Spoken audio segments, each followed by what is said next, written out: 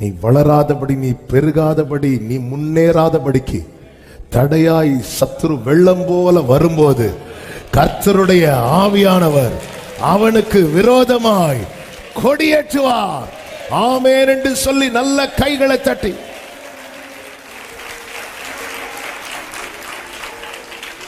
வெள்ளம் போல வருகிறவன் சத்துரு.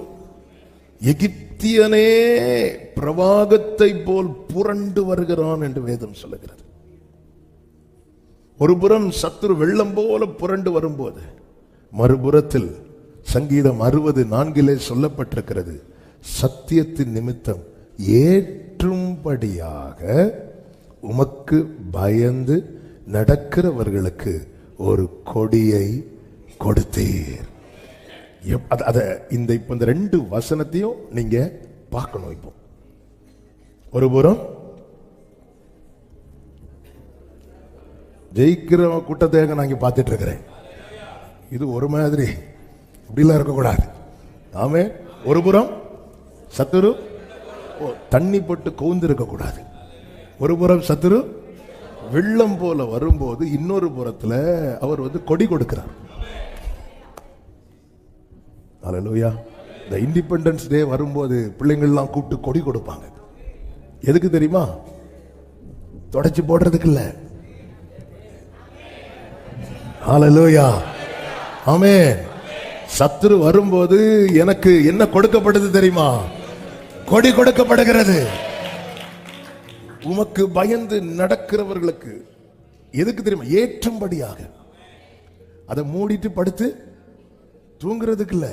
அந்த கொடி கொஞ்சம் கொடி பெருசா இருந்தா இந்த குளிருக்கு அப்படி இல்ல, ஏற்றும்படியாக.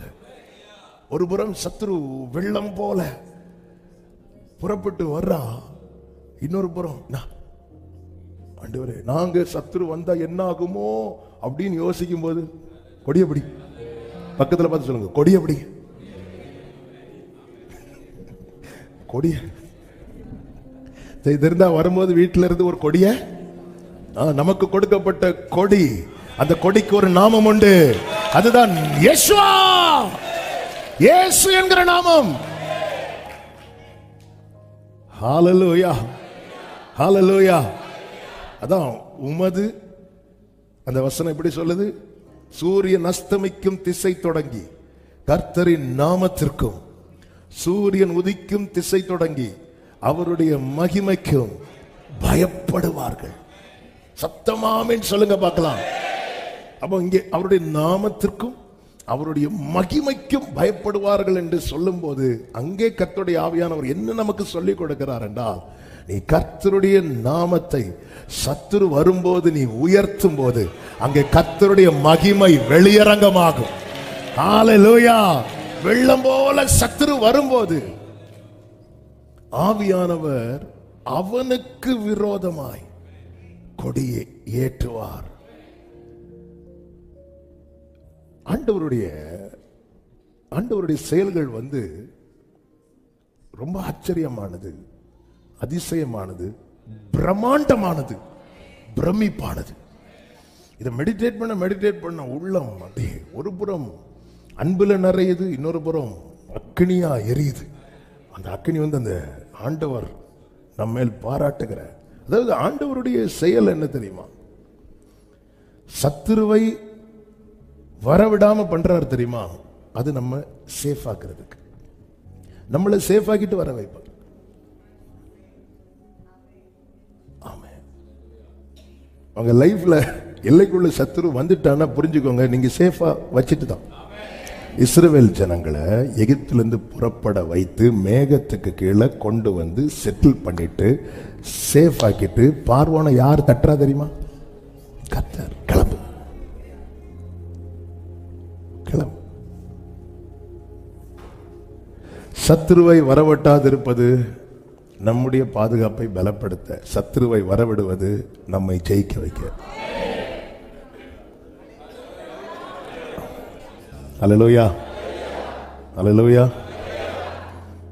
இப்படி அவன் எல்லைக்குள்ள வந்துட்டான், அப்போ நான் ஜெயிக்க போறேன்னு அர்த்தம். அல்லேலூயா. யோபு பாருங்க, யோபு ஃபர்ஸ்ட் சோதனை, சத்துருவை உள்ளே விடல முதல்ல. அவனே சொல்றான், நீர் அவனையும் அவன் வீட்டையும் அவனுக்குண்டான எல்லாவற்றையும் சுற்றி வேலி அடைக்கவில்லையோ? அவன் கைகளின் கிரியையை ஆசீர்வதித்தீர், அவனுடைய சம்பத்து தேசத்தில் பெருகிட்டு. ஆண்டவர் போடுற ஒரு வேலையை கூட சத்துருவுக்கு பிரிக்க முடியல. இதுல அவன் அவருக்கு நேர எதிரானவன் தன்னை காட்டிக்கிட்டு இருக்கலாம். நம்மளும் அப்படி பார்த்துட்டு இருக்கிறோம். தூதர்கள் இருக்கிறாங்கல்ல, அதுல ஒருத்தன் அதுலயும் விழுந்தவன். அவர் போட்ட வேலையை கூட, நம்ம போடுற வேலையெல்லாம் காலி ஆயிரும். அவர் ஒரு வேலி போட்டாருன்னா அதை கூட அவனால தொட முடியாது. அவ்வளோ பெரிய தேவன் எனக்காக கொடி ஏற்றுகிறார் என்றால், இப்போ சாதாரண உள்ள விடுறார். உள்ள விடும் போதே சேஃபா, அவன் ஜீவனை கை வச்சிடாத, அவன் பிராணனை தொட்டுறாத. தொட்ட முடியலங்க, எல்லாத்தையும் கை அவர் சேஃப் பண்றார், அவனை பாதுகாப்பு. அவரை ஓகே, யோபுவின் தீபம் அணையாதிருக்க என்ன செய்யணுமோ அதை செஞ்சுட்டு வா, உள்ளவா, உள்ளவா, களத்துக்குள்ளவா. 1வது அதிகாரத்தில் சாத்தான் என்றான், 2வது அதிகாரத்தில் சாத்தான் என்றான், 42வது அதிகாரத்தில் கர்த்தரும் யோபுவும் நிக்கிறாங்க. சாத்தான காணல, உன்னோடு போராடினவர்களை நீ தேடியும் காணாதிருப்பாய். ஹல்லேலூயா. ஏசாயா 14:25 அதுதானே சொல்லப்பட்டிருக்கிறது. அசீரியனை என் தேசத்திலே முறித்து என் மலைகளின் மேல் அவனை மிதித்து போடுவேன். என் தேசத்திலே, அப்போ கொண்டு வரார் உள்ள, என் மலைகளின் மேல் உள்ள கொண்டு வரார். அப்பொழுது அவனுடைய நுகம் அவர்கள் மேலிருந்து விலகி அவனுடைய சுமை அவர்கள் தோளிலிருந்து நீக்கும். ஆமென். சத்துருவை தோல்வியை பார்க்க வைப்பதும் நம்மை ஜெயத்தை பார்க்க வைப்பதும் நம் தேவனுக்கு பிரியமாயிருக்கிறது. முதல்ல சொன்னேன், சத்துருவை வரவிடாமல் தடுத்தது நம்முடைய பாதுகாப்பை உறுதிப்படுத்த, சத்துருவை வரவிடுவது நம்மை ஜெயிக்க வைக்க.